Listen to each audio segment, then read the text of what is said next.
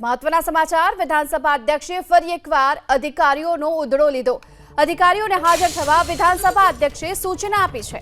Bill રજૂ કરતા સમયે અધિકારીઓ હાજર ન રહેતા હોવાની નોંધ લીધી છે।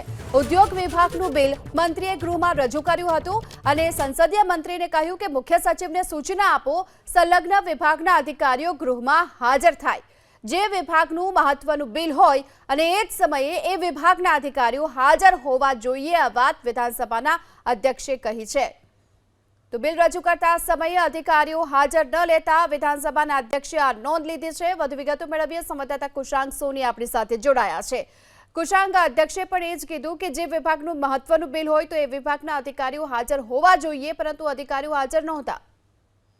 બિલકુલ, જ્યારે રાજ્ય સરકારના મંત્રી બળવંતસિંહ રાજપૂત તરફથી ઉદ્યોગ અને કારખાનાને લઈને બિલ રજૂ થઈ રહ્યું હતું અને તે વખતે આ જ વિભાગના જે અધિકારીઓ છે તે ગેરહાજર હતા, જેની ગંભીરતાથી નોંધ લીધી વિધાનસભા અધ્યક્ષે અને તેમના તરફથી સ્પષ્ટ ટકોર કરવામાં આવી છે કે જ્યારે કોઈ પણ વિધાનસભાની કામગીરી ચાલતી હોય અને જે તે વિભાગના બિલ રજૂ થતા હોય તે વખતે આ વિભાગના અધિકારીએ સદનમાં હાજર રહેવું આવશ્યક છે। એટલા માટે કારણ કે આ બિલ રજૂ થતી વખતે કોઈ પણ ધારાસભ્યને પ્રશ્ન ઉભો થાય તો તેવા સંજોગોમાં અધિકારીઓ છે તેમના તરફથી જવાબ મળી શકે।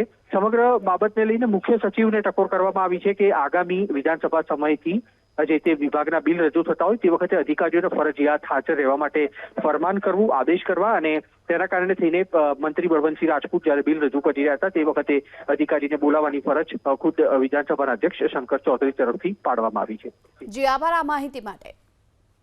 તો અધિકારીઓ છે તેઓ હાજર નહોતા રહ્યા અને તેને લઈને જ તેમને ફટકાર લગાડવામાં આવી છે। બિલ રજૂ કરતા સમયે અધિકારીઓ હાજર નહોતા જેની નોંધ લીધી છે વિધાનસભાના અધ્યક્ષ શંકરભાઈ ચૌધરીએ। ઉદ્યોગ વિભાગનું બિલ મંત્રીએ આજે ગૃહમાં રજૂ કર્યું હતું અને બિલ રજૂ કરતા સમયે જે અધિકારીઓ હાજર નહોતા તેને લઈ સંસદીય મંત્રીને કહેવામાં આવ્યું મુખ્ય સચિવને સૂચના આપો સંલગ્ન વિભાગના અધિકારીઓ ગૃહમાં હાજર થાય।